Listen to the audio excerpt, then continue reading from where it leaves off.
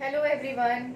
In previous video we have discussed about the chemical properties of metals, and we have also studied about the chemical properties of metals in this category, the metals reaction with oxygen. And we have studied that whenever a metal reacts with oxygen, it forms its oxide, and its oxides are basic in nature, means they forms hydroxides. Okay, means whenever they react with water they form hydroxides, and which are confirming that these metal oxides are basic in nature. Next property, we have already studied reaction of metals with water. Whenever a metal react with water, it forms hydroxide and hydrogen gas released, and therefore we can say that metal oxides behave like bases, or they turns red litmus paper into blue. So they are acidic they are basic in nature. And we have studied about the non-metals reaction with oxygen, and we have found that whenever non-metal reacts with oxygen, they also form non-metal oxides, and non-metal oxides when react with water they form acids, which means non-metallic oxides are acidic in nature. Okay, so in this video we will study about the next property, the reaction of metals with acids. Got it? इस reaction में study करने के लिए हमें reactivity series बहुत important role play करती है, क्योंकि हम जानते हैं एसिड में क्या होता है, H होता है. Got it? हमने प्रीवियस क्लासेस में पढ़ा है कि एसिड्स वो सब्सटेंस होते हैं जो कि शोर इन टेस्ट होते हैं. और उसके साथ साथ एक और खास बात होती है कि जब हम एसिड को पानी में डिसॉल्व करते हैं, जब उनको पानी में घोलते हैं, तो वो H+ आयन में टूट जाते हैं, ये H+ आयन में. तो इसका मतलब एसिड्स वो सब्सटेंस होते हैं जो पानी में डिसॉल्व होकर H+ आयन प्रोड्यूस करते हैं. अब क्या होता है कि जब भी हम किसी भी मेटल की रिएक्शन एसिड के साथ कराते हैं, यहाँ पर हमने जिंक मेटल ली हुई है और एसिड ले रखा है HCl. अब यहाँ पर क्या होता है कि हमारे पास जब भी कोई मेटल एसिड के साथ रिएक्शन करती है और अगर वो मेटल हाइड्रोजन से ऊपर है, देखो इस रिएक्टिविटी सीरीज में हम जानते हैं कि रिएक्टिविटी डिक्रीज होती जाती है. जैसे हम ऊपर से नीचे आते हैं रिएक्टिविटी डिक्रीज हो जाती है. अगर मैं पोटेशियम की रिएक्शन सोडियम के किसी सॉल्ट के साथ कराऊं, तो पोटेशियम सोडियम को डिस्प्लेस कर देगी. क्यों? क्योंकि पोटेशियम सोडियम से ज्यादा रिएक्टिव है. तो यहाँ पर भी यही केस होता है कि जब कोई मेटल एसिड के साथ रिएक्शन करती है, और हम देखते हैं सबसे पहले कि कौन सी मेटल ज्यादा रिएक्टिव है. तो देखो HCl, H तो इसके साथ जुड़ी हुई है, तो ये सॉल्यूशन रूप में है. तो कौन सी मेटल ये? अब हम देखते हैं कि जिंक हाइड्रोजन से ऊपर है या हाइड्रोजन से नीचे है. अगर जिंक हाइड्रोजन से ऊपर होगी तो जिंक हाइड्रोजन को रिप्लेस कर देगी. अगर जिंक हाइड्रोजन से नीचे होगी तो ये रिएक्शन ही नहीं होगी. ठीक है, तो देखते हैं हम जिंक कहाँ पर है, हाइड्रोजन से ऊपर है. इसका मतलब zinc is more reactive than hydrogen, so it can displace hydrogen from acid. और जब भी एसिड में से हाइड्रोजन डिस्प्लेस होती है तो हम कभी सिंगल H में नहीं लिखते. मैंने तुम्हें बताया था ऑक्सीजन भी सिंगल रूप में नहीं लिखी जाती है, because they do not exist in single atomic form, they exist in molecule form. Got it? तो ऐसे ही हाइड्रोजन यहाँ से रिलीज होती है और क्या बन जाता है, जिंक इसकी जगह आ जाती है.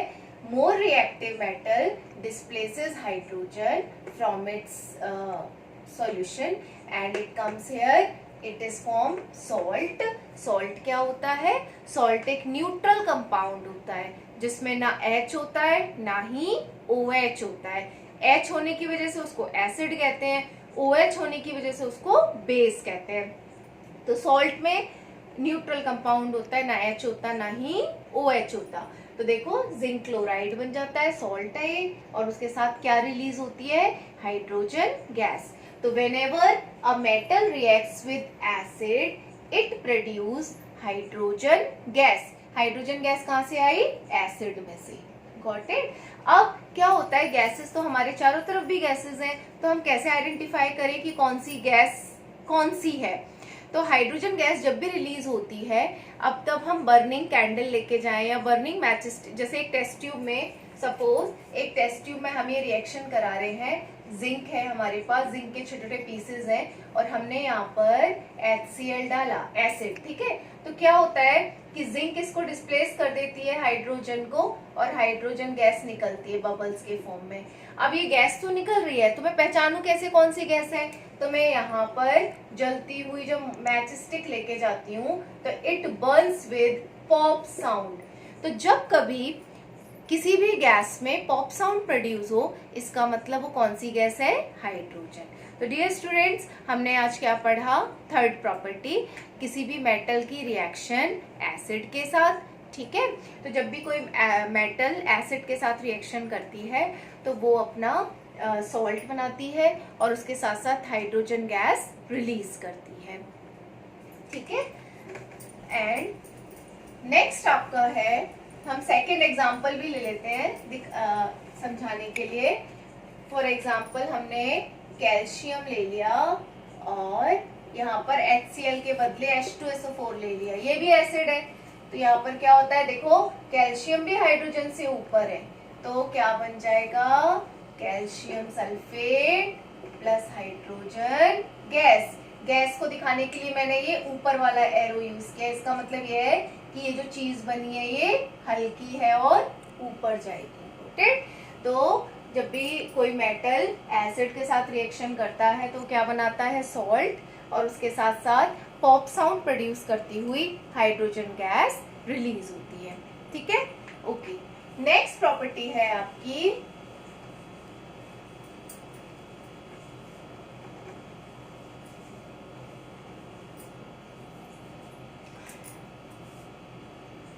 Displacement reaction.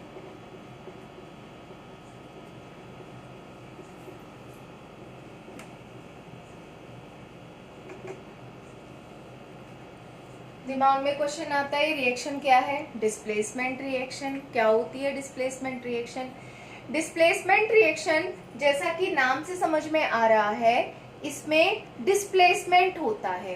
देखो, एक रिएक्शन क्या होती है, जब कभी दो केमिकल्स आपस में जुड़ते हैं तो वो कहलाते हैं रिएक्टेंट, और रिएक्ट करने के बाद जो फाइनल सब्सटेंस बनता है वो कहलाता है प्रोडक्ट। तो हम एक रिएक्शन को कैसे लिखते हैं, रिएक्टेंट लिखते हैं इस तरफ, और इस तरफ क्या लिखते हैं, प्रोडक्ट लिखते हैं। Got it. तो डिस्प्लेसमेंट रिएक्शन में क्या होता है, हम एग्जांपल लेते हैं,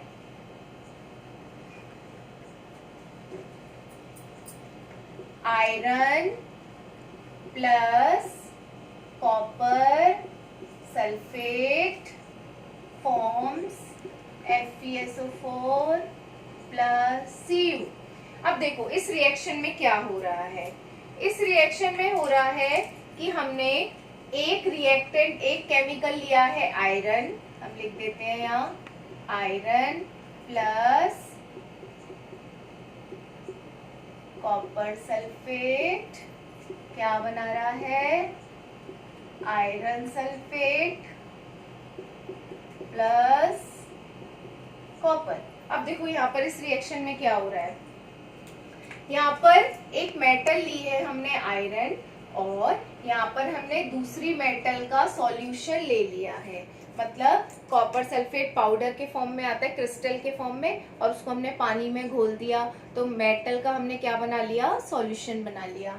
तो हमने एक मेटल तो फ्री में ली है, फ्री स्टेट में, और एक मेटल का सॉल्यूशन बना लिया। तो आयरन की रिएक्शन किसके साथ कराई है, कॉपर सल्फेट के सॉल्यूशन से। अब हम यहाँ पर क्या देखते हैं कि यहाँ पर इसमें कॉपर के बदले क्या आ गया है, आयरन। देखो FeSO4 और कॉपर हमारा अलग हो गया। इसका मतलब इस मेटल ने, आयरन ने कॉपर को, आयरन ने कॉपर को हटा दिया, डिस्प्लेस कर दिया। आयरन ने कॉपर को डिस्प्लेस कर दिया और वो खुद जाके यहाँ पर अटैच हो गई और जो कॉपर था वो रिलीज हो गया। Got it? तो इस रिएक्शन को डिस्प्लेसमेंट रिएक्शन कहते हैं। कौन सी रिएक्शन को डिस्प्लेसमेंट रिएक्शन कहते हैं? वो रिएक्शन जिसमें high reactive metal low reactive metal को डिस्प्लेस कर देती है उसके सॉल्यूशन में से। Got it? तो यहाँ पर देखो आयरन कॉपर से ऊपर है, आयरन ये रहा और कॉपर कहाँ है? यहाँ। तो iron is more reactive than copper. तो जब भी आयरन की रिएक्शन कॉपर के सॉल्यूशन के साथ होगी तो आयरन मेटल कॉपर मेटल को डिस्प्लेस कर देगी। मेटल को ही तो डिस्प्लेस करेगा। तो iron metal displaces here copper because iron is more reactive than copper, so it displaces from its solution and it forms iron sulfate plus copper. तुम्हारे book में इसको एक एक्टिविटी के थ्रू समझाया है। वो एक्टिविटी क्या है एक बार देख लेते हैं। वो एक्टिविटी ये है कि एक बीकर में, ध्यान से देखना, एक बीकर में कॉपर सल्फेट का सॉल्यूशन बना के भर दिया गया है इधर। ठीक है? और कॉपर सल्फेट का सॉल्यूशन किस कलर का होता है? ब्लू कलर का। इसमें एक आयरन नेल ली और उसको डिप कर दिया। ठीक है? ये है आपकी आयरन नेल। ओके, तो देखो रिएक्शन किसके बीच हो रही है? वही रिएक्शन है Fe प्लस CuSO4। अब धीरे धीरे क्या होता है कि हम आयरन की कील को डुबो के रखते हैं कॉपर सल्फेट में, तो थोड़ी देर बाद ये ब्लू कलर के बदले किस कलर में बदल जाता है? ग्रीन कलर में। और इसके ऊपर, आयरन नेल के ऊपर एक ब्राउन कलर का सब्सटेंस जम जाता है। तो क्या हुआ? इसने क्या किया? आयरन नेल ने कॉपर को डिस्प्लेस कर दिया और खुद जाके कॉपर आयरन नेल के ऊपर डिपॉजिट हो गया। कॉपर किस कलर का होता है? ब्राउन कलर का। ये कंफर्म भी कर रही है एक्टिविटी की डिस्प्लेसमेंट हो रहा है।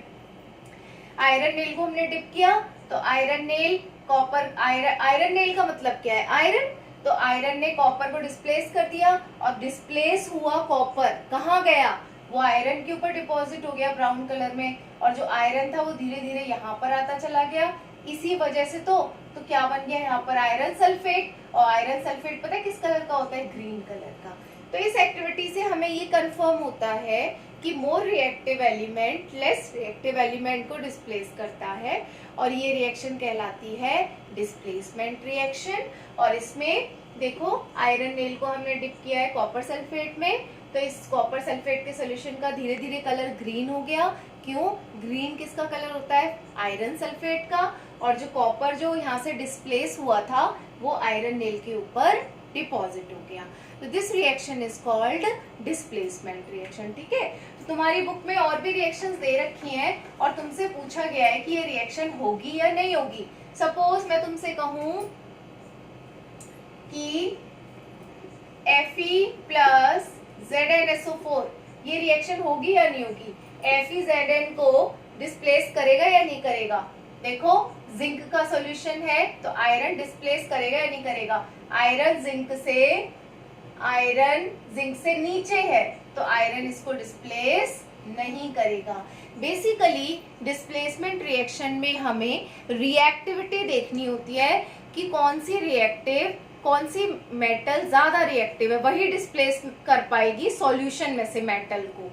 जिस मेटल का सॉल्यूशन है उस मेटल को मोर रिएक्टिव मेटल ही डिस्प्लेस कर पाएगी।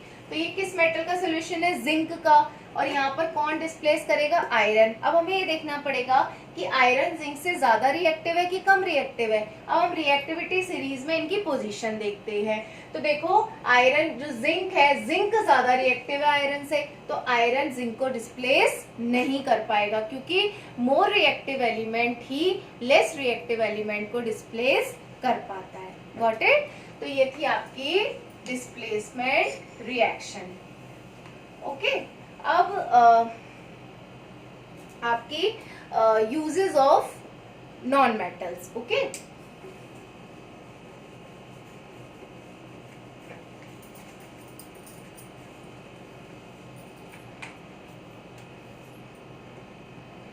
Uses of non-metals. Dear students, जैसे हमारे लिए मेटल्स बहुत ज़रूरी होती हैं वैसे ही नॉन मेटल्स भी बहुत इंपॉर्टेंट होती हैं. फॉर एग्जाम्पल हम कौन सी गैस रिस्पायर करते हैं? ऑक्सीजन. ऑक्सीजन सिलेंडर्स की फॉर्म में, सिलेंडर्स में भी भरी जाती है. तो ऑक्सीजन गैस है, गैस फॉर्म में कौन एग्जिस्ट करता है? Non metals. तो non metals are important for breathing purpose. Next होता है आपका कि एक सॉल्यूशन होता है, उसमें क्या होता है? आयोडीन. ठीक है, आयोडीन क्या है? Non metal. आयोडीन को इथेनॉल में हम डिसॉल्व कर देते हैं एल्कोहल में. तो जब हम आयोडीन को एल्कोहल में घोलते हैं तो एक ना पर्पल कलर का सॉल्यूशन बन जाता है और जिसको हम कहते हैं टिंचर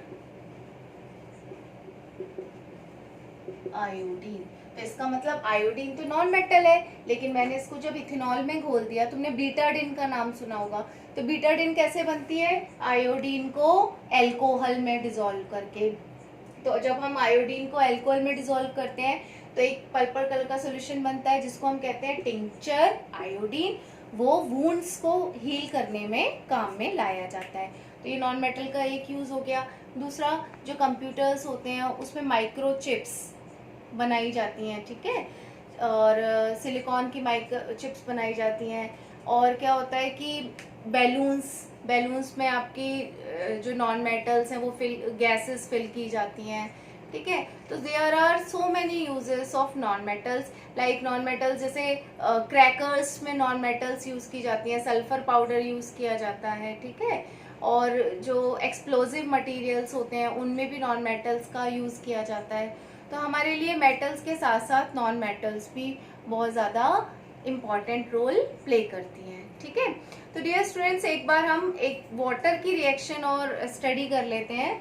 वाटर की रिएक्शन मेटल्स के साथ.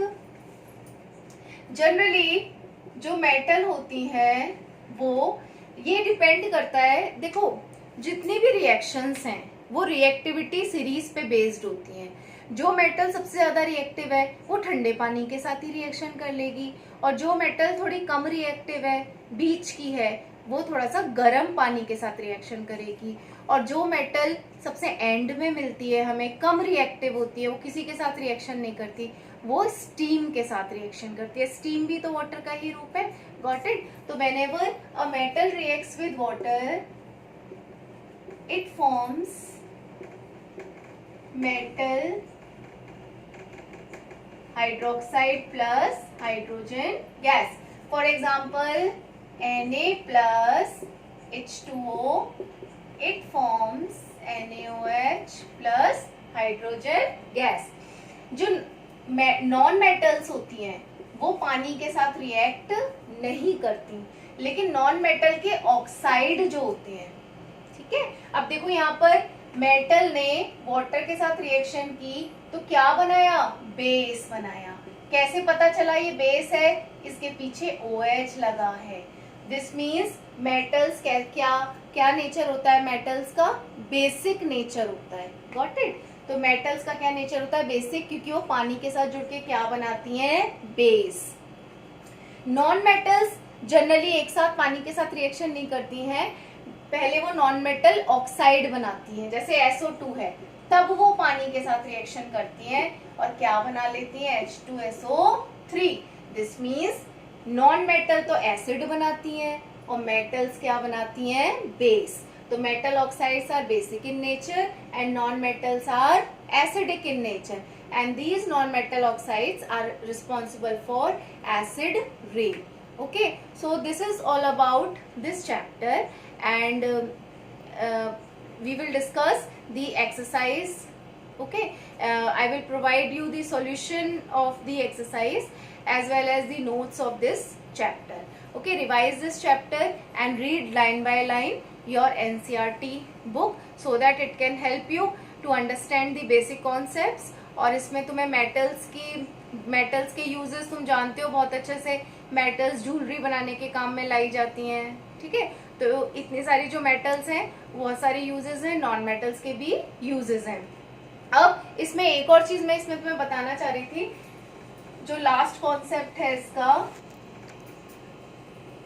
कि जो लास्ट में मेटल्स मिलती हैं जैसे गोल्ड है ना और प्लेटिनम, ये जो मेटल्स होती है ना ये किसी के साथ रिएक्शन नहीं करती हैं और किसी के साथ रिएक्शन भी नहीं करती हैं, लेकिन ये टाइमली थोड़ा सा इनकी जो सरफेस होती है वो डल होती चली जाती है। किसी ना तो एसिड के साथ रिएक्शन करती हैं किसी के साथ भी, ना पानी के साथ ना एयर के साथ। जो मेटल सबसे एंड में मिलती हैं वो न पानी के साथ ना एयर के साथ रिएक्शन नहीं करती हैं।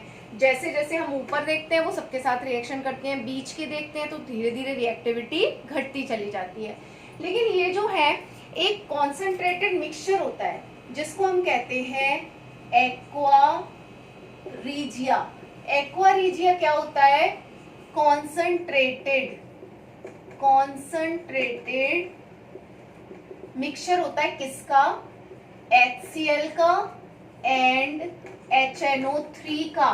कितने रेशियो में? 3:1 में। तो एक मिक्सचर बनाया जाता है जिसमें HCl और HNO3 को मिलाया जाता है, किस रेशियो में? 3:1 में, और इस मिक्सचर को हम कहते हैं एक्वा रीजिया। ये मिक्सचर जब हम अपने गोल्ड के ऑर्नामेंट्स इस मिक्सचर में डालते हैं तो इस मिक्सचर में गोल्ड घुल जाता है, ऊपर की जो सरफेस होती है वो डिसॉल्व हो जाती है और गोल्ड हमारा साफ हो जाता है। तो जितने भी ज्वेलर्स होते हैं, गोल्ड स्मिथ होते हैं, ठीक है, वो इस सॉल्यूशन को यूज करते हैं हमारे ऑर्नामेंट्स को साफ करने के लिए। Got it? तो वो कौन सा सॉल्यूशन होता है जिसमें जो लीस्ट रिएक्टिव मेटल्स होती हैं इनको अपन नोबल मेटल्स भी कहते हैं। नोबल मेटल्स क्यों? क्योंकि ये किसी से रिएक्शन नहीं करती हैं। मैंने रिएक्टिविटी सीरीज में भी बताया था तुम्हें कि जैसे हम ऊपर से नीचे तक आते हैं तो रिएक्टिविटी घटती चली जाती है। तो ये लीस्ट रिएक्टिव मेटल्स है, ये केवल इस कॉन्सेंट्रेटेड मिक्सचर में डिसॉल्व हो सकती हैं और इस मिक्सचर को हम क्या कहते हैं? Aqua regia. ओके, तो इसको लाइन बाय लाइन आप लोग पढ़ना। Thank you.